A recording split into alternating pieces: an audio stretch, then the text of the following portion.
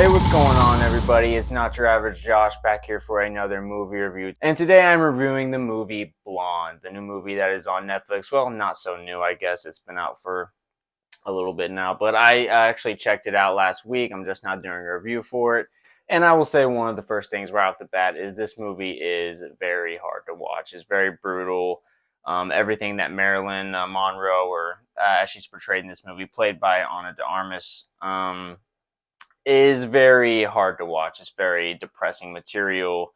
From the very moment this movie starts, you get this very uneasy score being played just over what is happening. You get this little bit of a backstory of Marilyn as a child and the issues that she had to go through with her mom, trying to drown her, actually, as it's portrayed in the movie. I'm not sure how much of it is actually very factual or factual right down to the T, but just from what I've watched in this movie, is a lot of hard stuff that she had to go through in her life. And I didn't know much about her coming into this movie, but just watching this, it was, as I said, just hard to watch, visceral.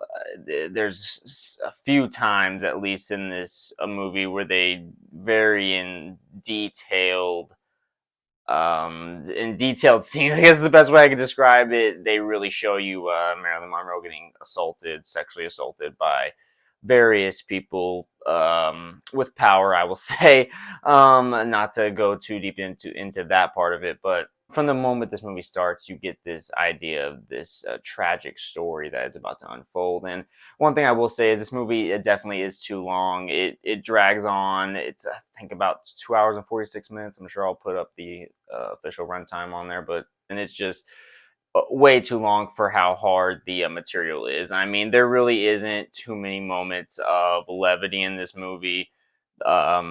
Just everything that she has to go through is really, you're just following her. You don't really see her much as a kid. There will be a few spoilers in this review as well. This movie's been out for a while now, but so I will go into some of the details here. But the movie really starts, the first, I'd say, 5 to 10 minutes is seeing Marilyn Monroe as a kid and the tragic story of her mom having this mental health issue that's never really defined throughout the movie, I will say. I'm sure maybe, and I'm not sure, as I said, I didn't really look into too much on the actual factual information on Marilyn Monroe. Just going off on what the movie portrayed her life as. And you really see how that affects her whole life from the beginning. She ends up having to leave her mom, and so she ends up in this orphanage, and you really just cut from when she arrives to the orphanage to her adult life, and now how she's dealing with life as being Marilyn. And her real name was actually Norma Jean, and that is really a key point in the movie. I think they do a really good job of mirroring this double life, or this I guess really two lives that Marilyn lives. One being Norma Jean as a kid, which she doesn't really get to live too much as it seems, and just how she didn't get that love and care she needed. Her dad was never around. It's this kind of mystery they keep going back to throughout the movie. Marilyn Monroe is constantly trying to find who her real dad is and build a relationship with him. And there's this subplot that happens with that was a little bit hit or miss for me. I won't necessarily go too deep into that, but she always just has this longing for having a dad, and you even see it in her relationships as an adult. She every relationship that they showed in the movie, whether it was with Joe DiMaggio or Arthur Miller, the playwright, or even others that she was with along the way in her younger life, she a lot of times would call her husband daddy, like a lot. Not just in a sexual way in the bedroom, but it was, you could tell it was a mental thing. And you could just really, one could assume that it's from not having her dad around, and really just makes you sad every time you see that. The deterioration of Marilyn Monroe's mind in this movie is just, it's hard to watch, as I said. And as hard as it is to watch, I will say this movie was very well made, as well made of a movie as this could have been. I think the direction, I will say the runtime is, as I said, a little bit too long. I think with the heavy matter that it is, they could have really cut like 30 minutes away from this. There is a few times where it's like, okay, I get it. She went through a lot here, and I understand that a lot of the scenes that may be seen as filler or a little too much, like they could have cut it. It all lended itself to showing her mental condition. I think that's what a lot of this movie really is showing, is Marilyn Monroe not being able to deal with this pressure of being famous, but not really having anybody around her that cares for her. I think that is one of the major themes. Is you get Marilyn Monroe being Norma Jean as a kid and not having any parents. Basically, her mom not around for most of her life, her dad for basically all her life. So you have her being Norma Jean, never getting the love she deserves. And then all of a sudden, when she's an adult, she's Marilyn Monroe, gets discovered, and she's not even known by her real name. People are showing her all this fake love just because of the way she looks from the guys, and then from the girls you get this there's just at least one time in the movie I can remember where a lady really just says to Marilyn, well, why are you shouldn't be upset, Marilyn. You have everything. Any woman would love to be you. And I really think that is the major main theme of this movie. You can be someone in the world that everyone thinks you're the luckiest person, rich or famous. It's that age old thing. Doesn't matter how much money you have, and you could still be very unhappy. And I think obviously the worst stuff in this I already mentioned was the sexual assault. Sexual assault that is depicted in this movie towards Marilyn Monroe, very hard to watch. Like some of the most, and this movie was rated NC-17. This was some of the most brutal just depictions of this, and it really makes you sick to your stomach. And I'm not sure how much of it was true, especially pertaining the people that are involved in some of these scenes. But you can imagine that some of this probably did or had to happen. I would almost bet 100% on it. It also just goes to show you how old Hollywood was in a way. There's a lot of this movie that to me is a condemnation in a way of how old Hollywood was ran, and how these girls, I mean, guys would just be like animals over, particularly a woman like Marilyn Monroe, just from the way she looks, just because they feel like they could, act that way. And it's really just jarring to see, especially nowadays, as a guy born in 1998 and now living in the world that is 2022. Obviously, times have changed a lot, and it's just crazy to see that. My main real takeaway from this movie at the end of it is just that I did feel kind of a really worn out. I watched this movie late at night.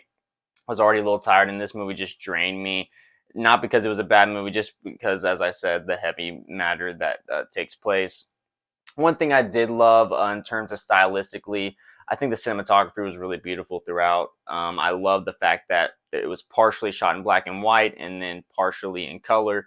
I love the moments that was chosen, in particular moments that what was a transition from black and white to color. I thought it was a really good choice, and it really did add to the effect in some of those moments. A few of the moments that were in color, you could tell it was some of the few moments that Norma Jean, Marilyn Monroe, was actually happy.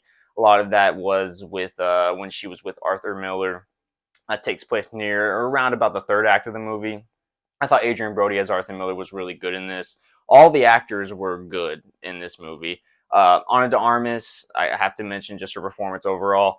She was great. I do think on my first time watching it, I think I was so focused on the heavy matter that was going on in the movie that I didn't notice the accent coming in and out as much. I think that's honestly, I'm not gonna critique Ana de Armas that much because she's doesn't have the accent that Marilyn Monroe had. It's gonna be hard for her to maintain that. And from what I hear, she worked for months to work on that accent, try to sound as much like Marilyn Monroe as she could.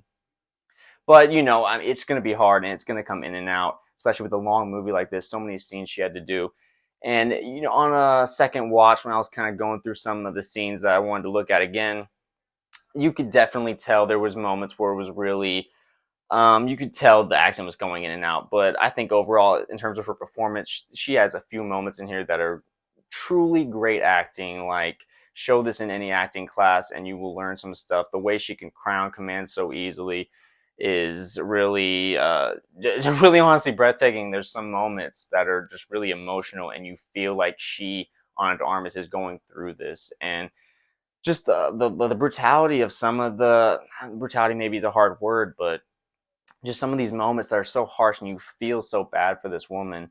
And then when you start to see a majority of this movie and her adult life is just the mental issue she has, and that's really part of the downfall in the end. She was starts taking all these drugs, and it just ends up bad, and the end of the story is really tragic. And that's really the majority of my thoughts for this movie. I don't really have much else to say. I thought, as I said, the acting was really great throughout. The directing overall was really great. It was a well-made movie all around.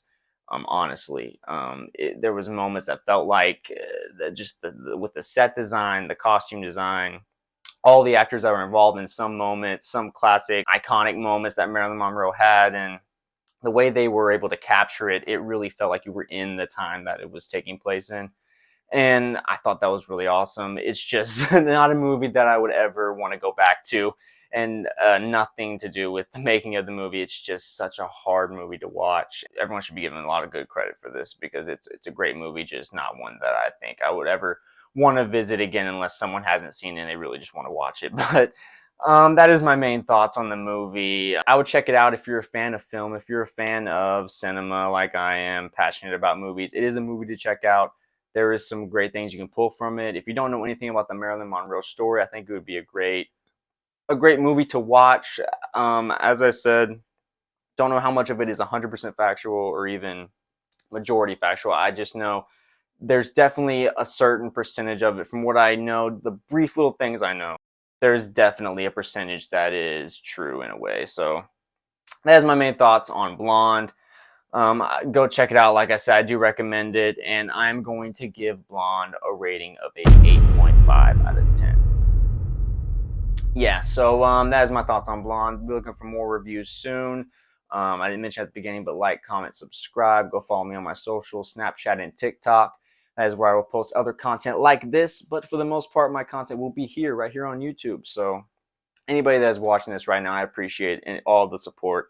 Just doing this for fun when I'm not working right now because I love movies, I love TV shows. That'll be it, and I will catch you guys next time.